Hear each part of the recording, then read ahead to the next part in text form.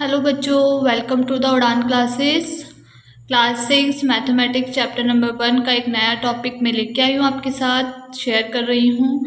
Expanded and short form. Expand का मतलब होता है किसी भी चीज़ को फैलाकर लिखना, स्प्रेड करके लिखना, और शॉर्ट फॉर्म का मतलब होता है जो स्प्रेड की गई चीज़ है उनको शॉर्ट में लिखना।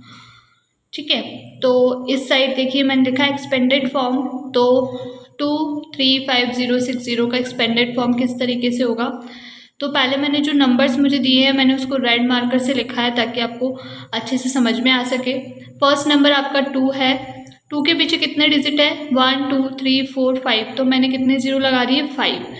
उसके बाद मैंने 3 लिखा, 3 के पीछे 4 जीरो है, 0, 5 के पीछे 3 डिजिट है। इस तरीके से जितने डिजिट है उस नंबर के पीछे उतने जीरोस हमने लगा दिए हैं।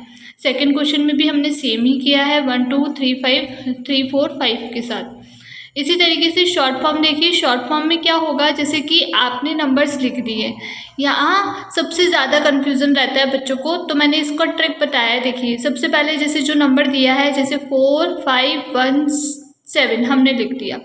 हम पीछे से स्टार्ट करेंगे, यानी कि वंस के प्लेस से हम लोग स्टार्ट करेंगे। 7 वंस के प्लेस पे 7 है तो हमने 7 एंटिटीज लिख दिया। क्या टेंस के प्लेस पे कुछ आ रहा है?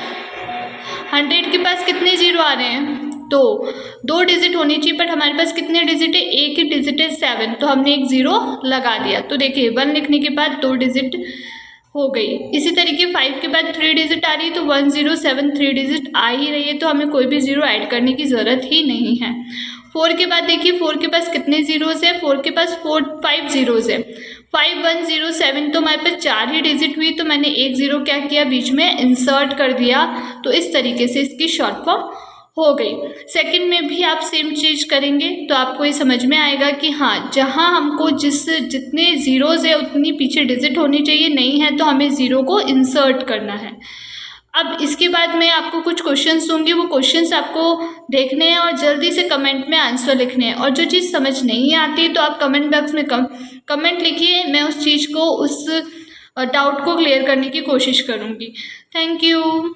आप क्वेश्चंस करिए, क्वेश्चंस मैं दे रही हूँ आपको, अच्छे से क्वेश्चंस को देखिए, पढ़िए और मैसेज में, कमेंट में आंसर ज़रूर लिखिए। ये है आपके 3 क्वेश्चंस। आपको स्क्रीन पे 3 क्वेश्चंस दिख रहे हैं, और भी क्वेश्चंस है। पहले इन क्वेश्चंस को सॉल्व करिए। फर्स्ट में आपको फेस वैल्यू और प्लेस वैल्यू बतानी है जो अंडरलाइन डिजिट है उसकी, यानी कि 6 की। सेकंड क्वेश्चन में आपको एक्सपेंडेड फॉर्म टिक करनी है कि इसकी करेक्ट एक्सपेंडेड फॉर्म क्या है।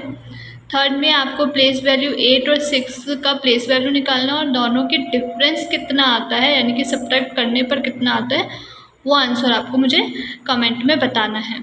इसके बाद आगे के क्वेश्चंस के लिए देखिए। फोर्थ देखिए बच्चों, right each of the expanded form, इनको एक्सपेंडेड फॉर्म में लिखना है। फिफ्थ क्वेश्चन आपको शॉर्ट फॉर्म में लिखना है। 6 में आपको 4, दोनों नंबर में 4 की प्लेस वैल्यू बतानी है। 7th क्वेश्चन में आपको 5 की प्लेस वैल्यू निकालनी है और उनका प्रोडक्ट यानी कि मल्टीप्लाई निकाल के बताना है। उसके बाद 8th में आपको डिफरेंसेस निकालने हैं। 9th में आपको प्लेस और फेस वैल्यू का डिफरेंस निकालना है 5 का।